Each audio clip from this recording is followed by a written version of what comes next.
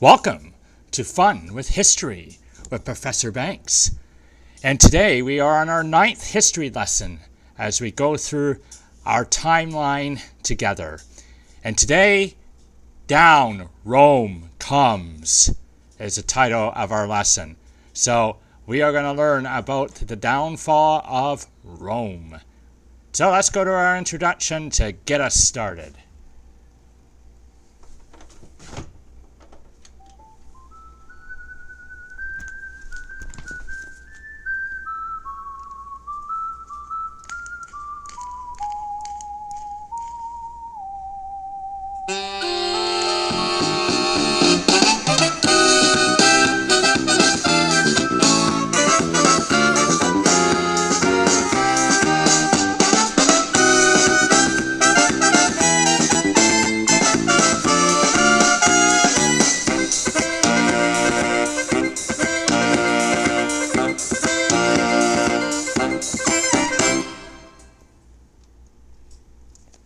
Welcome to Fun with History with Professor Banks. And today we are going to learn about the fall of yet another mighty empire. And we already looked at the 3 other major world empires to start off history and the word. And this one is going to be the Roman Empire. And we're going to see why it fell. Rome is still existing today, but it's not an empire. So let us get this lesson going. And I only have a really quick joke to share with you because there's a lot I want to teach to you in this lesson today. And I got a very special audio clip for you as well as part of this lesson.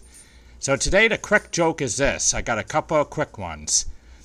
What do you call cheese that's not yours? Nacho cheese. Nacho cheese. And what do you call a cat that's gone through a photocopier? A copycat. Well, those are my 2 light jokes for today because, as I said, I want to have time to cover our material. So, let us get going. First thing I want to talk about is we're actually making a transition now from BC to AD. So we're now going to be focusing, after this lesson, we're all going to be in AD for our history moments. So that's kind of a rather significant thing. And I think first thing we need to mention in this lesson is as the Roman Empire is starting to decline, Jesus Christ is born. And he is born in 6 BC. So 6 BC is the birth of Christ, and then in 30 AD is his crucifixion and death. And of course, for those who believe what we want to believe, I believe in his resurrection as well.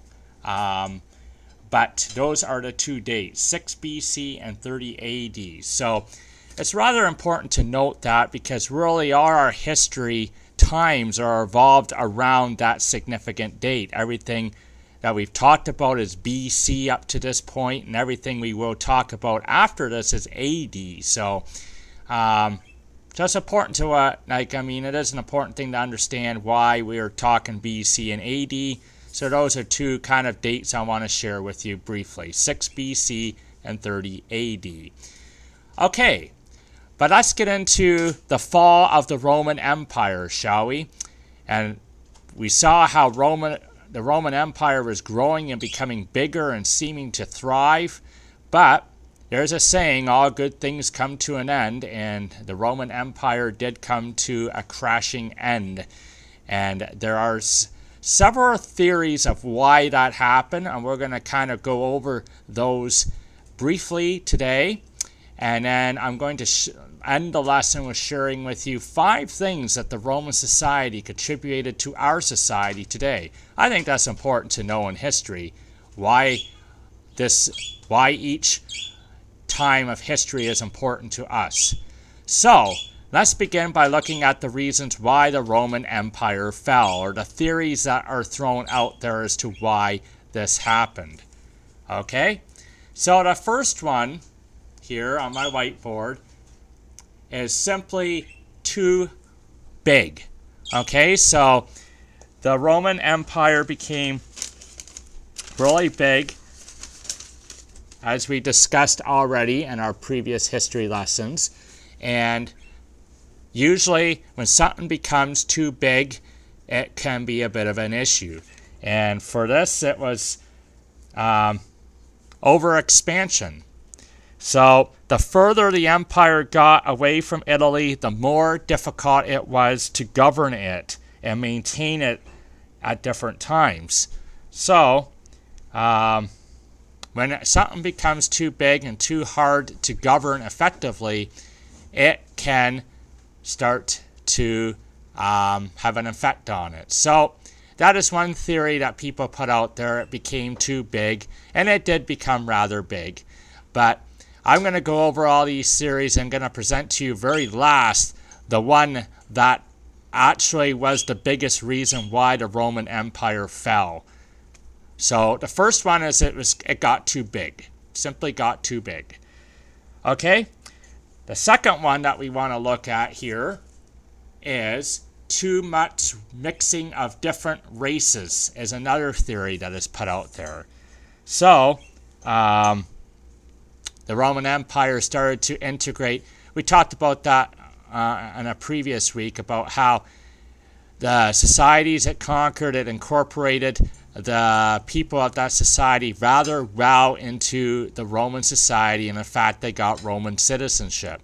So we started to have too many different races in the Roman Empire, and that caused the Roman Empire to tumble. Okay, so that's a theory out there. But the problem with this theory is there's no real hardcore evidence to back up this theory. So we could pretty much refute this theory right off the bat, not much evidence to support it. Okay, third theory why the Roman Empire fell is Christians took it over, because we know that Christianity started to become official following in the later stages of it. They took it over, did not have enough knowledge required to maintain it. So that's another theory. But like the previous theory, not much backing to this theory. There is not much proof to back this up, and not very well supported by most historians either. So this is kind of a weak argument in theory as well. Now we're going to get into some ones that start to make some sense of why the Roman Empire fell. Okay? Fourth one, economic military reason why the Roman Empire fell. So, basically, towns, roads, buildings all started to collapse, and massive inflation starting to happen as well. So, what was starting to happen with this theory is the massive inflation was starting to cause a big gap between the rich and the poor. And a lot of overspending, because Rome seemed to be constantly involved in some kind of war. Whether it was war to gain more land, or whether it was actually internal civil war that we looked at last week with Julius Caesar. There's a lot of overspending with this. So, massive inflation, and obviously that led to higher taxes as well. So people are looking at their wallet going, hey, where's all my money gone? No money in my wallet. Spending on taxes. So this is definitely a bit of a factor why the Roman Empire fell, and it makes more sense than the other ones I presented. So it does have a bit of a play in why the Roman Empire fell and existed no more.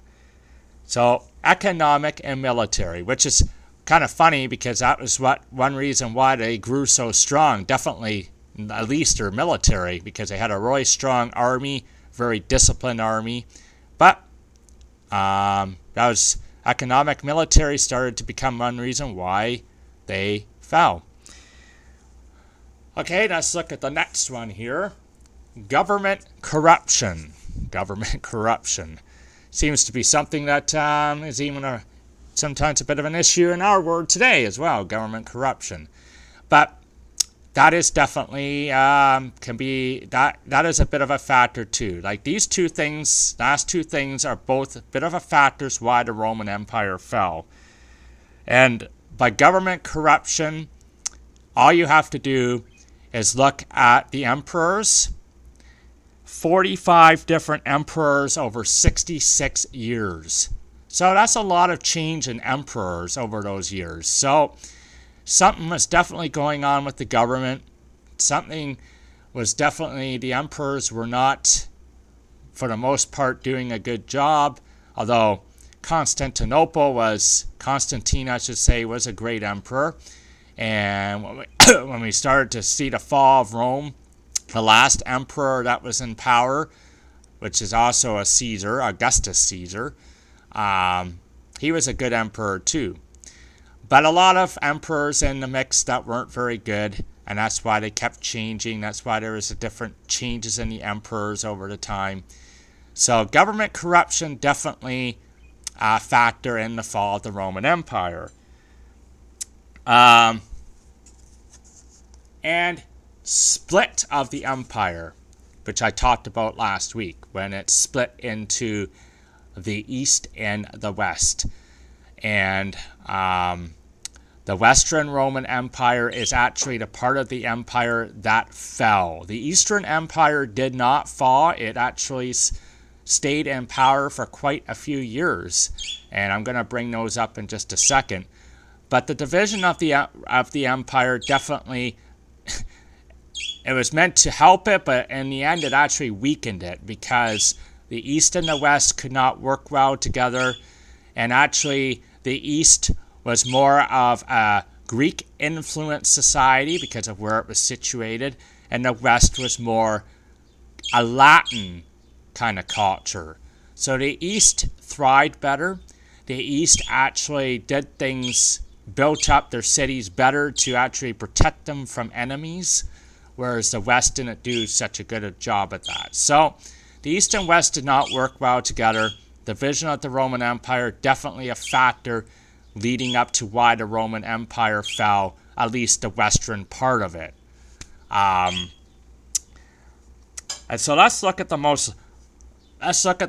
answer that actually really is the biggest sense of why the Roman Empire fell.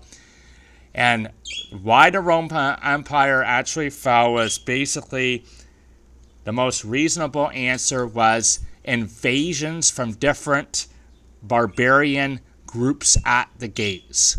Okay, so a lot of barbarian tribes were rising up in this time, a lot of them coming from Germany. And basically, one of these, the biggest barbaric tribe that started to rise that had a direct influence on the fall of the Roman Empire was the Huns.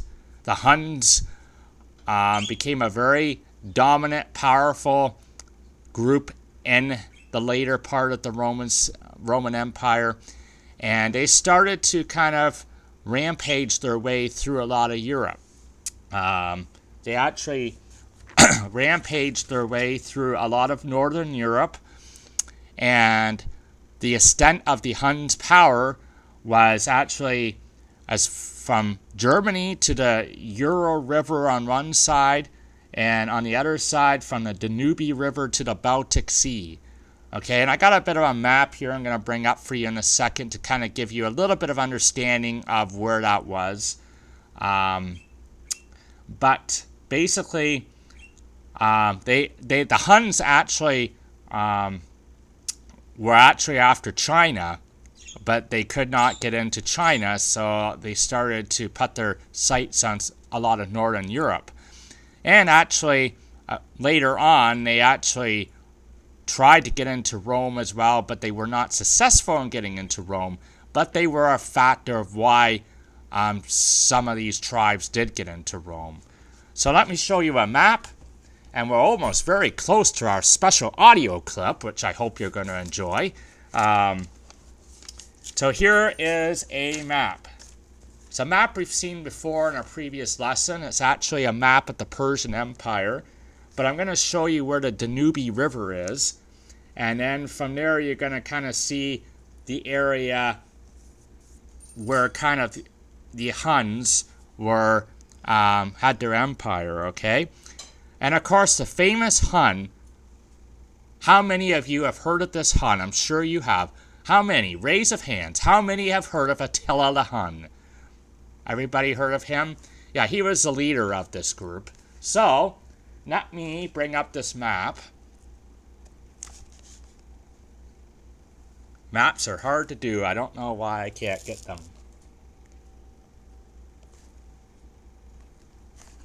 There we go, the Persian Empire. So, basically, up here, up at the top of the map, right there, if you could see Thrace there, there is the Danube River. So, every area at the top of the map that's not in pink, okay? Look at that. Every map at the top of the map that isn't pink, that's just gray, was kind of starting to become taken over by Attila and his group, the Huns. So, they started to become a major force in the later part of the Roman Empire. And while they didn't actually personally attack Rome themselves, what they ended up doing, Attila and his Huns, was they drove many of the Germanic tribes, the Germany tribes, to borders of the Roman Empire.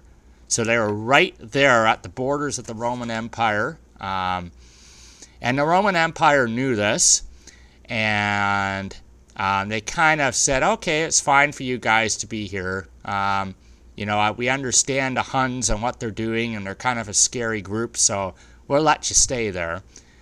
But they didn't incorporate them as well into their society as they did previous groups.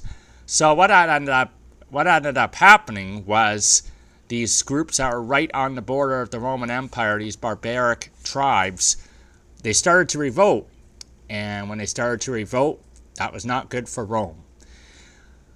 But first, before I explain things any further, I want to present to you a special audio clip. Okay? We haven't had an audio clip too much in our lessons, so this is a good audio clip. I hope you enjoy it. It's from the movie Night at the Museum, which is a very historic movie, very funny movie, but shows a lot of history in a funny way if that's something you're interested in.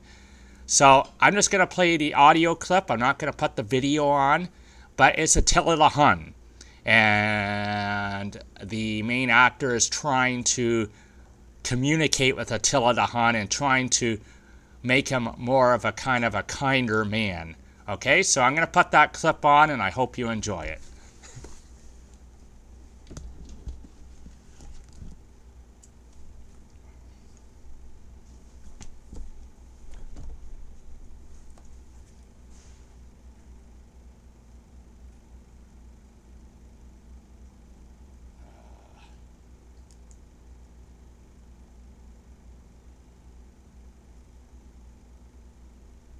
Come on.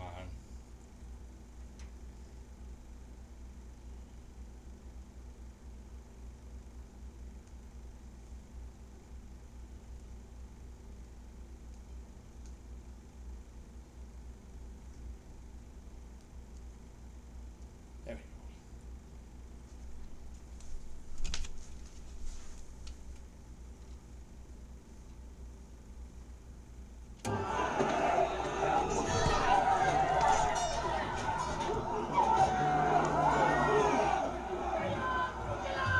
What is that?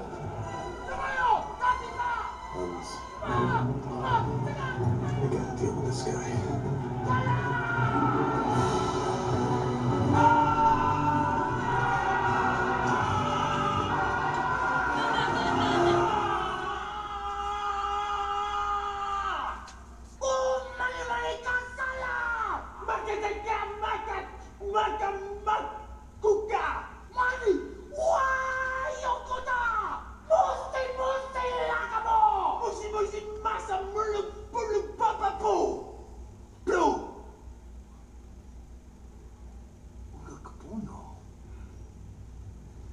Pardon me, Larry.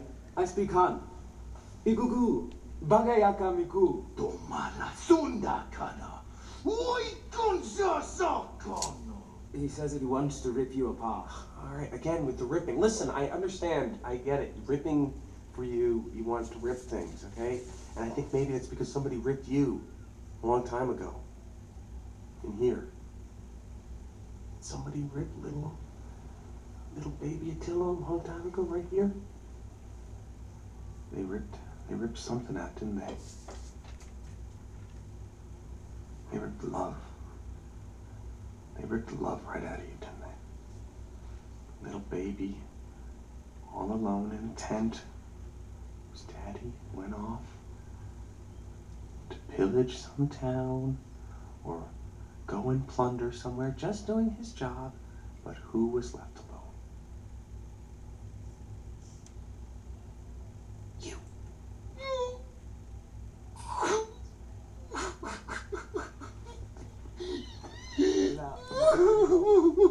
Let it go. Kumalama kika ako malamu koma ka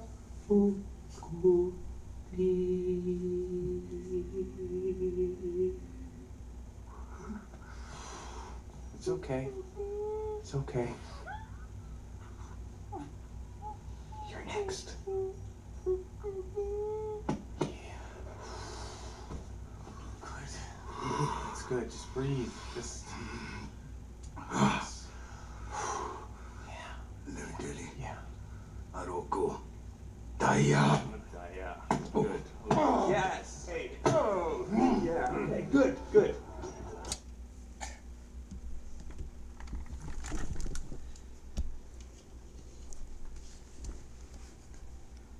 Okay, I'm back. I hope you enjoyed that little audio clip. Attila the Hun getting some love from Larry at the museum. So anyway, Attila the Hun and his group, back to what I was saying, did a lot of pillaging, as he alluded to in the audio clip. And many of these Germanic tribes went to the borders of the Roman Empire, and then they started to revolt against the Roman Empire. And there was actually a couple of groups. Number one, in 410 AD, the city of Rome was sacked by Visigoths. Okay, that was what their name was, Visigoths. So it was just completely sacked by them. And in 455 AD, another group got into Rome and did a good job on them. The Vandals. Get it? Vandals. That was actually their name, but they vandalized the Romans, so to speak. So, 476 AD was the official fall of the Western Roman Empire. And the Germanic societies that arose actually didn't stop at Rome either. They actually started to, parts of their groups, Anglos and Saxons, came into England as well. So, but it was Attila the Hun that started to do a lot of his conquests, drove a lot of these Germanic tribes close to the Roman Empire, and eventually these Germanic tribes revolted against the Roman Empire, and because the Roman Empire was already starting to become weak, they fell, and that was the end of the Roman Empire. So, gonna give you a couple of dates. 201 BC to 476 AD was the extent of the Western Roman Empire. Now, the Eastern Roman Empire, as I alluded to before, thrived for many years. So they went from 395 BC to 1453 AD. They were also known as the Byzantine Empire. So they went for quite a while in the East, but the West did not make it, did not survive. So, that is really why the Roman Empire fell. I would say a combination of the economic, military aspects making them weaker. The division of the Roman Empire didn't actually help too much. And then these, Attila the Hun coming onto the scene, and then as a result, the barbaric tribes that were right on the edge of the Roman Empire that eventually came in and revolted against them. Okay, what I want to leave you with here is 5 good things that the Roman Empire left to our society today. Okay, so the first thing, roads. How many have heard of the expression, all roads lead to Rome? Well, it actually is a very true expression, because Romans were the first society that started to build roads to travel on, started to allow cars, and, well, they didn't have cars back then, but let's just say the things they used to travel with, like chariots and horses and that kind of thing, were able to travel on these roads. So Rome was really why we have roads today. They were the first society to start to come up with that invention and to build a rather good road system. Okay, the second one, central heating. Yes, central heating came from Rome. Now, Romans' idea of central heating was actually a ground level furnace with hot air that circulated beneath a thin floor raised on pillars of tiles. Okay, so that was their idea of central heating. Just a simple little thing like that with hot, a hot air coming up below a lower thin floor to kind of heat things. And, it was because of that it evolved, and now we have obviously furnaces in our homes and that kind of thing, and that is really a contribution from the Roman Empire. Third thing was concrete. Okay, so they built their structures very sound, and they put a lot of concrete into their structures, and it was the first society that did that. And so now we obviously see so many structures in our world today, a lot of them from concrete. So that is a contribution from the Roman society. Calendar.